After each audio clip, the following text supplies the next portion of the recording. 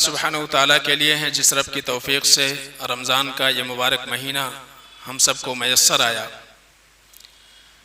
اور بے شمار درود و سلام اللہ کے آخری نبی احمد مجتبیٰ محمد مصطفیٰ صلی اللہ علیہ وسلم پر کہ جن کی زندگی ہمارے لیے اسوہ اور نمونہ ہے، جن کے تعلیمات کی روشنی میں رمضان المبارک کے مہینے کو گزارنے کی ہمیں تعلیم دی گئی ہے۔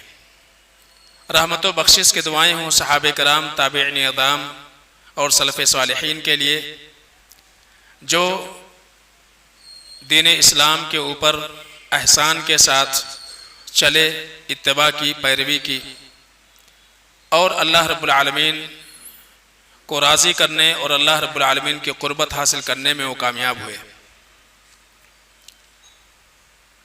قابل احترام بزرگوں، نوجوان ساتھیوں، پیارے بچوں اور میری پردہ نشین ماں اور بہنوں، رمضان المبارک کا مہینہ آیا، دھیرے دھیرے دیگر مہینوں کے طرح سے یہ بھی مہینہ گزرتا جا رہا ہے۔ چند ایام اس مبارک مہینے کے باقی رہ گئے ہیں۔ جو مہینے گزرے اس میں جو ہم نے عبادتیں کی اس کے تئیں اللہ رب العالمین سے دعا کرنا چاہیے کہ اللہ اس کو قبول فرمائے، اور جو ایام باقی ہیں ان ایام میں حتی المقدور اللہ رب العالمین کی عبادت اور اللہ رب العالمین کی رضا، اللہ کی خوشنودی حاصل کرنے کی ہم کو کوشش کرنی چاہیے۔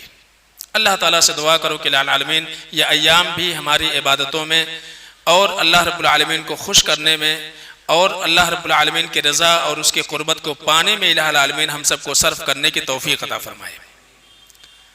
حضرات گرامی، یہ جو ایام ہیں، چند ایام باقی ہیں، رمضان المبارک جہاں بہت سارے عبادتوں کا مجموعہ ہے ہمارے لیے، انہی عبادتوں میں سے ایک عبادت زکوٰۃ الفطر کی صورت میں اللہ کے نبی جناب محمد مصطفیٰ صلی اللہ علیہ وسلم نے ہمیں بتلائی ہے۔ جس طرح سے مالوں کے اوپر زکوٰۃ ہے، اسی طرح سے نفس کے اوپر، بدن کے اوپر بھی اللہ کے نبی جناب محمد مصطفیٰ صلی اللہ علیہ وسلم نے زکوٰۃ کو فرض اور واجب قرار دیا ہے۔ جو آیت میں نے پڑھی ہے، اللہ فرماتے ہیں قد افلح من زکاہا، وہ کامیاب ہو گیا جس نے اپنے نفس کو پاک کر لیا، وقد خاب من دساہا، اور ناکام ہو گیا وہ انسان جس نے اپنے نفس کو مٹی میں دبا دیا، یعنی گناہوں میں لت پت کر دیا اور اپنے ضمیر کی آواز کو نہ سن کر کے بلکہ وہ شر کے اندر مبتلا رہا اور اس طرح سے گناہوں میں لتھڑ گیا، وہ انسان ناکام ہو گیا۔ اللہ کے نبی جناب محمد مصطفیٰ صلی اللہ علیہ وسلم سے پوچھا گیا تھا وما تزکیۃ النفس، اے اللہ کے نبی صلی اللہ علیہ وسلم نفس کا تزکیہ کیا ہے، اس کا کیا معنی ہے؟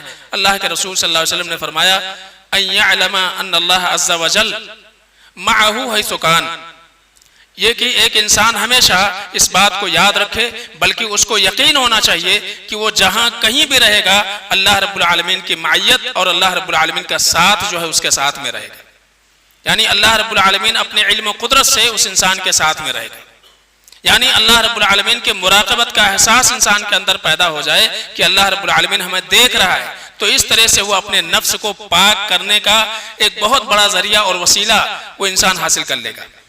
اس لیے کہ جب یہ معلوم رہے کہ اللہ رب العالمین ہماری ہر حرکتوں سے واقف ہے تو انسان گناہوں سے اپنے آپ کو بچائے گا اور اللہ رب العالمین کی رضا، اللہ کے خوشنودی والے اعمال وہ انجام دے گا۔ تو یہ معنی ہے نفس کے تزکیہ کا۔ انہی میں سے کیا چیز ہے؟ زکوٰۃ البدن، یعنی انسان کے بدن کی زکوٰۃ، جس کو ہم زکوٰۃ الفطر یا صدقۃ الفطر یا فطرانے کے نام سے جانتے ہیں۔ اور جس طرح سے مالوں میں زکوٰۃ ہے، اسی طرح سے جو ہے فطرانہ بھی ہمارے اوپر واجب ہے، اس کی بھی ادائیگی ضروری ہے۔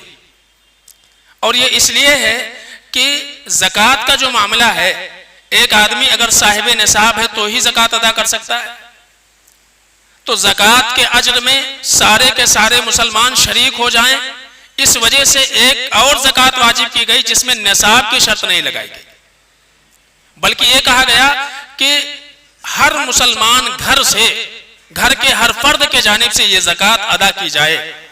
اللہ کے رسول صلی اللہ علیہ وسلم نے فرمایا کہ تعلق سے آتا ہے کہ فرض رسول اللہ صلی اللہ علیہ وسلم زکاة الفطر صاعا من تمر او صاعا من شعیر علی العبد والحر والذکر والانثى والصغیر والکبیر من المسلمین، کہ اللہ کے رسول جناب محمد مصطفیٰ صلی اللہ علیہ وسلم نے زکاة الفطر کی ادائیگی کا حکم دیا۔ کتنا؟ صاع من تمر، کھجور میں اگر آپ دے رہے ہیں تو 1 سا، جو دے رہے ہیں تو بھی 1 سا، اور پھر اللہ کے نبی صلی اللہ علیہ وسلم نے فرمایا کس کے اوپر ہے؟ آپ نے فرمایا علی العبد والحر، اگر غلام ہے وہ بھی ادا کرے گا، آزاد ہے تو وہ تو ادا ہی کرے گا، اور والذکر والانثى، اور اسی طرح سے مرد ہو یا عورت ہو، مرد ہو یا عورت ہو، چاہے وہ غلام ہو یا آزاد ہو، مرد ہو یا عورت ہو، اور والصغیر والکبیر، اور چھوٹا ہو یا بڑا ہو، من المسلمین، مسلمان ہے تو اس کے طرف سے یہ ذمہ داری ہے کہ وہ زکاة الفطر ادا کرے۔ بعض روایتوں میں ہے کہ علی کل من المسلمین، کہ تمام مسلمانوں کی جانب سے، یہاں تک کہ اہل علم نے لکھا ہے کہ اگر رمضان کا آخری دن ہو اور سورج غروب ہونے سے پہلے گھر میں بچے کی پیدائش ہو جائے تو اس بچے کے جانب سے بھی زکاة الفطر ادا کرنا ہے، اس بچے کی طرف سے بھی زکاة الفطر ادا کرنی ہے۔ آپ سوچئے کہ غلام کوئی ملکیت نہیں رکھتا تھا، لیکن غلام کی طرف سے بھی اس کے آقا کو جو ہے زکاة الفطر ادا کرنے کی تاکید کی گئی۔ اس میں ان تمام لوگوں کا رد ہو جاتا ہے جو یہ کہتے ہیں کہ زکاة الفطر ادا کرنے کے لیے صاحب نصاب ہونا ضروری ہے، اس لیے کہ اگر صاحب نصاب ہونا ضروری ہوتا کہ وہی آدمی زکاة الفطر ادا کرے جو زکاة کے نصاب کو پہنچتا ہو، تو ایسے وقت میں غلام تو زکاة کے نصاب کو کبھی پہنچ ہی نہیں سکتا تھا، اس لیے تو غلام تھا، اس کے تو کوئی ملکیت ہی نہیں تھی، اس کو تو کوئی اختیار ہی نہیں ہوتا تھا۔ تو اللہ کے نبی صلی اللہ علیہ وسلم نے خاص طور سے واضح کر دیا علی العبد والحر، غلام ہے تو بھی وہ زکاة الفطر ادا کرے گا، اس کی جانب سے اس کے مالک جو ہیں وہ ادا کریں گے، اور آزاد ہے تو اس کو تو ادا کرنا ہی ہے، کرنا ہے۔ اور اللہ کے رسول صلی اللہ علیہ وسلم نے مقصود بتایا کہ زکاة الفطر کیوں ادا کیا جائے گا۔ اللہ کے نبی صلی اللہ علیہ وسلم نے 2 وجہیں بیان فرمائی۔ آپ نے فرمایا طہرۃ للصائم من اللغو والرفث وطعمۃ للمساکین، ایک تو یہ کہ روزے کی حالت میں روزے دار سے جو بیہودہ لغو بات اور شہوانی خواہشات کی وجہ سے کوئی چیز صادر ہو جاتی ہے نہ چاہتے ہوئے بھی، تو اس سے اس کا کفارہ ہو جائے گا، اور اس بیہودہ باتوں سے اس کے لیے پاکی کا سبب بن جائے گا یہ زکوٰۃ۔ اور دوسرے طعمۃ للمساکین، عید آنے والی ہے، عید کی خوشیوں میں سارے مسلمان شریک ہو جائیں، کوئی ایسا گھر نہ رہے کہ جس گھر کے اندر عید کی خوشی نہ ہو، تو مسکینوں کی مدد ہو جائے اور مسکینوں کے لیے غذا فراہم ہو جائے۔ اس وجہ سے اللہ کے نبی صلی اللہ علیہ وسلم نے زکاة الفطر واجب کیا ہے۔ تو وجہ آپ نے بتا دی کہ ایک تو رمضان کی حالت میں جو کچھ انسان سے نہ چاہتے ہوئے بھی انجانے میں کچھ گناہ ہو جاتے ہیں، ان گناہوں کی پاکی کا سبب بن جاتا ہے، اور دوسرے مسلمانوں کے معاشرے میں جو لوگ غریب ہیں انہیں کبھی بھی اپنے غربت کا احساس نہ ہو کہ خوشی کے دن میں کہ آپ تو خوش ہیں لیکن آپ کا وہ بھائی جس کو اللہ رب العالمین نے مال و دولت سے اتنا نہیں نوازا ہے تو وہ ناخوش رہے اور وہ عید کی خوشیوں میں شریک نہ ہو سکے۔ اس وجہ سے اللہ کے نبی صلی اللہ علیہ وسلم نے اس کے سد باب کے لیے یہ زکوٰۃ فرض کیا ہے۔ کتنا ہے؟ اسی حدیث میں ذکر ہوا ساعن، 1 سا ہے۔ سا کتنے کا ہوتا ہے؟ اہل علم کے درمیان اختلاف ہے، اگر دیکھا جائے تو 2.5 سے 3.25 کلو، 2.5 سے 3.25 کلو وزن کے برابر آپ غلہ ادا کریں، اور اس چیز میں خاص طور سے زکاة الفطر میں غلہ ہی دیا جائے گا، نقد رقم نہیں، غلہ ہی ادا کیا جائے گا، اس لیے کہ اس حدیث میں کیا ہے؟ ساعا من تمرین او ساعا من شعیر۔ اور اسی طرح سے دوسری روایت میں اللہ کے نبی صلی اللہ علیہ وسلم نے خاص طور سے واضح فرمایا، صحابہ کرام یہ بیان کرتے ہیں کننا نخرج زکاة الفطر ساعا من طعام، کہ ہم لوگ زکاة الفطر میں 1 سا کھانا او ساعا من شعیر او ساعا من تمر او ساعا من عقط او ساعا من زبیب، کہ ہم تو کبھی 1 سا کھجور دے دیا کرتے تھے، کبھی ایک سا جو دے دیا کرتے تھے، کبھی ایک سا پنیر دے دیا کرتے تھے، کبھی ایک سا کشمش دے دیا کرتے تھے۔ تو جس کو جو توفیق ہوتا تھا، اب ان تمام الفاظ پر غور کریں گے تو یہاں غلہ ہی ہے، وہ چیزیں جو بطور غذا ہم استعمال کرتے ہیں وہی زکوٰۃ الفطر میں ادا کیا جائے گا۔ یہاں آدمی اپنی دماغ نہ لڑائے کہ پیسے دینے سے مسکین کا فائدہ ہو جائے گا۔ یہ اس لیے ہے کہ نقدی دینے میں بڑی قباحتیں ہیں، قباحتیں اس اعتبار سے کہ غلہ ہی مسنون ہے۔ وجہ یہ ہے کہ آپ دیکھیے نقدی کا رواج اللہ کے نبی صلی اللہ علیہ وسلم کے زمانے میں بھی تھا، دینار و درہم کا چلن تھا اس زمانے میں۔ اگر دینار و درہم کی شکل میں زکوٰۃ الفطر کی ادائیگی مسنون ہوتی یا وہ جائز ہوتا تو اللہ کے رسول صلی اللہ علیہ وسلم کے جانب سے کوئی نہ کوئی احکام اس تعلق سے ضرور موجود ہوتے، لیکن ایسا نہیں ہے۔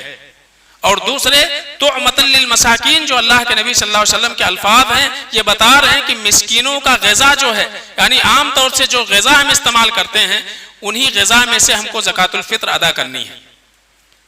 اور تیسری سب سے اہم بات یہ کہ زکوٰۃ الفطر کی ادائیگی یہ ایک ظاہری شعار اور پہچان ہے، ایک ظاہری شعار اور پہچان ہے۔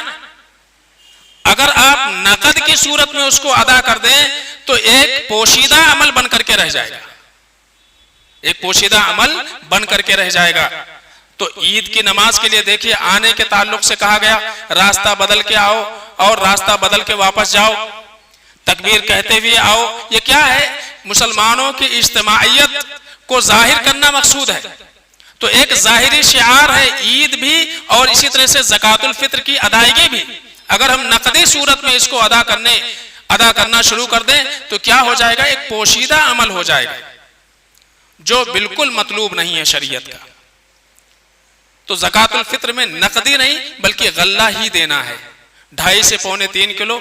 اگر کوئی 3 کلو کے حساب سے نکالے فمن تطوع فهو خیر اللہ، جو زیادہ دے وہ اس کے حق میں بہتر ہے۔ پھر اس کے ادائیگی کا وقت کیا ہے؟ اہل علم نے 4 باتیں بیان کی ہیں۔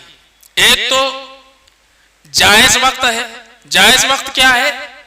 صحابہ کرام رضی اللہ علیہ مجمعین کے تعلق سے حضرت عبداللہ ابن عمر رضی اللہ تعالیٰ عنہ بیان کرتے ہیں، صحیح بخاری وغیرہ میں روایت موجود ہے، کہتے ہیں وَكَانُوا يُعْطُونَ قَبْلَ الْفِطْرِ بِيَوْمٍ أَوْ يَوْمَيْنِ، کہ صحابہ کرام رضی اللہ علیہ مجمعین زکوٰۃ الفطر عید کی نماز سے 1 یا 2 دن پہلے دے دیا کرتے تھے، 1 یا 2 دن پہلے دے دیا کرتے تھے۔ امام مالک رحمۃ اللہ علیہ نے موطا میں حضرت عبداللہ ابن عمر رضی اللہ تعالیٰ عنہ کا عمل ذکر کیا ہے کہ حضرت عبداللہ ابن عمر رضی اللہ تعالیٰ عنہ 2 یا 3 روز پہلے اپنا زکوٰۃ الفطر بھجوا دیا کرتے تھے۔ کہاں بھجواتے تھے؟ زکوٰۃ کا جو نظام ہے وہ اجتماعی ہے اور اسی طرح سے زکوٰۃ الفطر کا نظام بھی اجتماعی ہے۔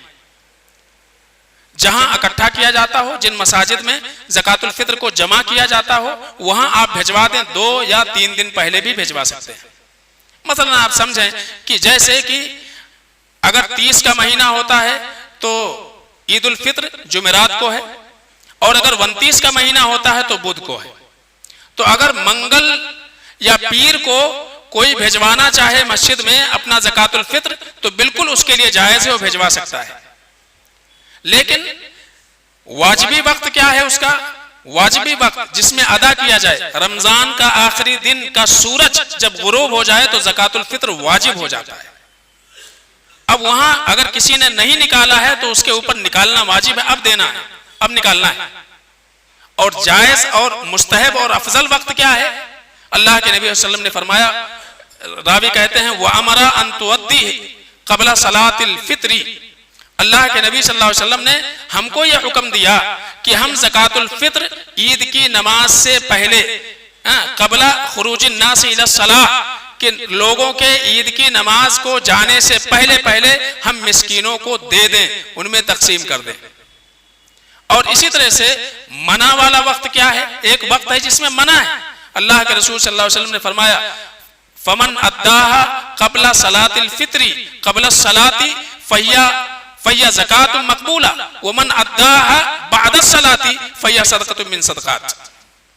اگر کسی انسان نے زکوٰۃ الفطر کی ادائیگی عیدگاہ جانے سے پہلے پہلے کر دی تو یہ زکوٰۃ الفطر مانا جائے گا، اور اگر عید الفطر کے نماز کے بعد وہ زکوٰۃ الفطر ادا کرتا ہے فَيَّ صَدَقَةٌ مِّن صَدَقَاتِ، تو یہ زکوٰۃ الفطر نہیں ہوگا، یہ عام صدقے میں اس کا شمار ہوگا۔ تو چونکہ زکوٰۃ کا نظام اجتماعی ہے، اس لیے 2 یا 3 دن پہلے آپ اپنا زکوٰۃ الفطر مسجد میں جمع کروا سکتے ہیں، لیکن وہ مسکینوں تک پہنچایا جائے گا کب؟ رمضان کے آخری دن کا سورج غروب ہونے کے بعد ہی تقسیم کرنا چاہیے، اس سے پہلے نہیں۔ اگر آپ خود دینا چاہتے ہیں تو آپ کے لیے بھی ضروری ہے کہ آپ رمضان کے آخری دن کا سورج جب غروب ہو جائے اس کے بعد سے، اس لیے کہ اس کو ہم فطرانہ کہتے ہیں، یہ زکوٰۃ الفطر کہتے ہیں۔ اس کا معنی یہ ہوا کہ رمضان کا اختتام ہو گیا اور افطار والے ایام آ گئے، اسی لیے ہم اس کو فطرانہ کہتے ہیں۔ تو فطرانے کا جو وقت ہے وہ یہ ہے کہ اس کو مسکینوں تک پہنچایا جائے گا یا ان کے درمیان تقسیم کیا جائے گا کب؟ جب رمضان ختم ہو جائے گا، رمضان کا مہینہ ختم ہو جائے گا، شوال کا مہینہ شروع ہو جائے گا، تو شوال کے مہینے ہی میں اس کی ادائیگی کرنی ہے۔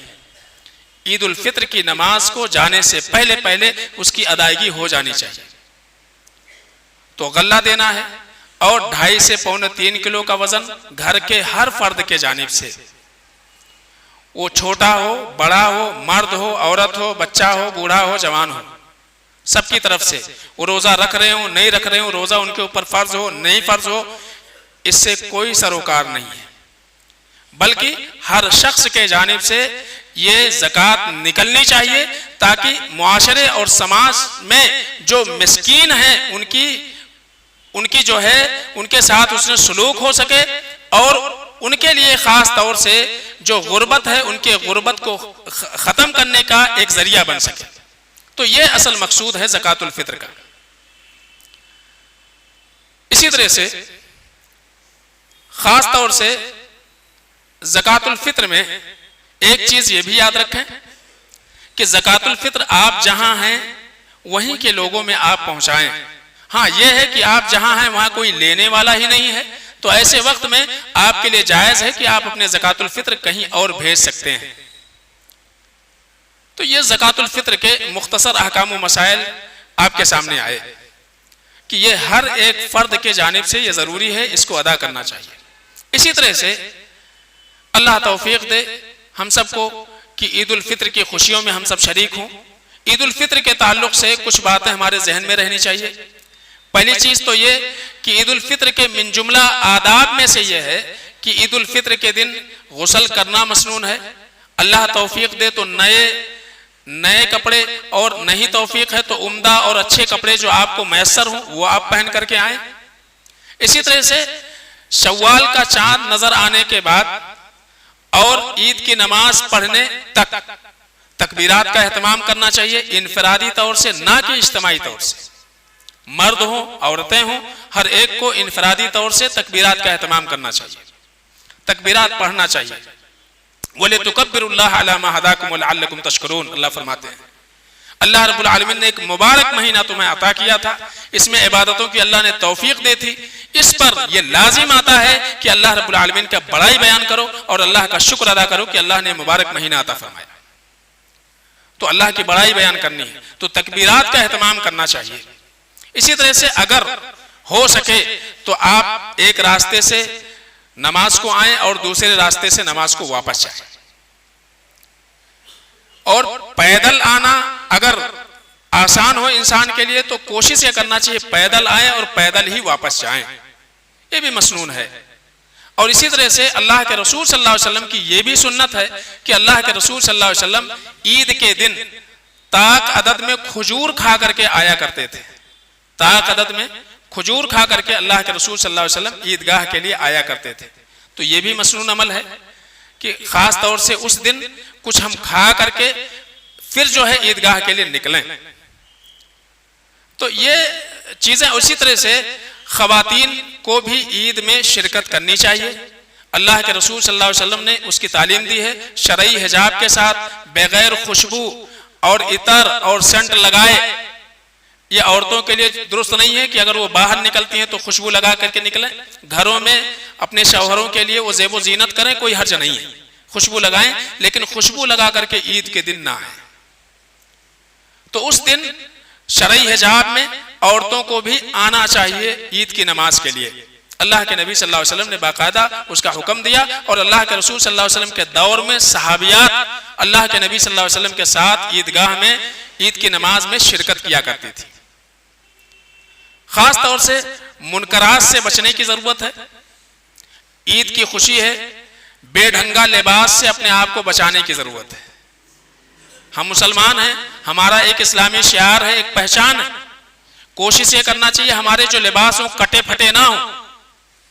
آج جو چل رہا ہے فیشن کے نام پر، جینس اور شرٹ اتنے پیوند لگے رہتے ہیں کہ کسی زمانے میں کپڑا پھٹا ہو یا پیوند لگا ہو تو مایوس سمجھا جاتا تھا، اس سے اس کی غربت کا پتہ چلتا تھا۔ آج پیسے دے کر کے ہم غریب بنتے ہیں، پھٹا پرانا خریدتے ہیں جا کر کے مارکیٹ سے۔ تو فیشن کے نام پر اس طرح کے لباس زیب تن کرنا، چاہے وہ بچے ہوں یا بچیاں ہوں، یہ درست نہیں ہے۔